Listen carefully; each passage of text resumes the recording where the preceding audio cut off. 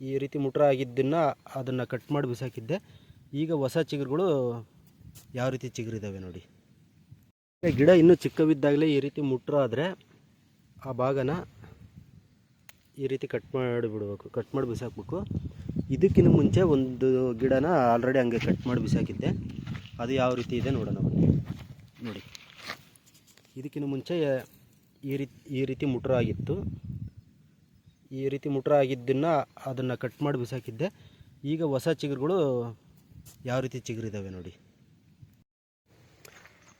ಇದಕ್ಕಿಂತ 15 ದಿನದ ಹಿಂದೆ ನಾನೊಂದು ವಿಡಿಯೋ ಮಾಡಿದ್ದೆ, ಮುಟ್ರಿಗೆ ಔಷಧಿ ಹೊಡಿತಿದ್ದೀನಿ ಅಂತ. ಈಗ ಆ ಔಷಧಿ ಸ್ಪ್ರೇ ಮಾಡಿಬಿಟ್ಟು 15 ದಿನ ಆಗೈತೆ. ಇಷ್ಟೊತ್ತಿಗೆ ಆಲ್ರೆಡಿ ಒಂದು ಸರಿ ನಾನು ಇನ್ನೂ ಒಂದು ಸರಿ ಸ್ಪ್ರೇ ಮಾಡಿರಬೇಕಾಗಿತ್ತು, ಬಟ್ ಟೈಮ್ ಸಿಕ್ಕಿದ್ದಿಲ್ಲ ಅಂತ ಸ್ಪ್ರೇ ಮಾಡಿದ್ದಿಲ್ಲ. ನಿನ್ನೆ ಕಳೆ ತೆಗೆಸ್ಕೊಂಡ್ಬಿಟ್ಟು ಇವತ್ತು ಯೂರಿಯಾ ಗೊಬ್ಬರ ಹಾಕಿದ್ದೀನಿ. ಆಮೇಲೆ ನೀರು ಬಿಡ್ತೀನಿ. ನೀರು ಬಿಟ್ಟು ಸಂಜೆ ಹಂಗೆ ಇನ್ನೊಂದು ಸರಿ ಔಷಧ ಸ್ಪ್ರೇ ಮಾಡ್ತೀನಿ. ಬ್ಲಾಕ್ ಥ್ರಿಪ್ಸು ಮತ್ತು ವೈಟ್ ಫ್ಲೈಸ್, ಬಿಳಿ ನೊಣ ಏನಿರ್ತಾವೋ ಅವಕ್ಕೆ ಸ್ಪ್ರೇ ಮಾಡ್ತೀನಿ ಸಂಜೆಗೆ.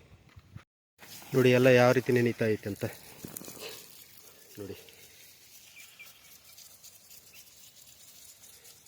ಈ ರೀತಿ ಜಟ್ಟಿಡೋದ್ರಿಂದ ಏನು ಬೆನಿಫಿಟ್ಟು ಅಂತಂದರೆ ಅದ್ರ ಮೇಲೆ ಇರೋಂಥ ಹುಳಗಳು, ಅದರ ಸಂತತಿ ಸ್ವಲ್ಪ ಕಡಿಮೆ ಆಗುತ್ತೆ ಡ್ರಿಪ್ನಲ್ಲಿ ನೀರು ಕೊಡೋದಕ್ಕಿಂತ ಈ ರೀತಿ ಇಡೋದ್ರಿಂದ.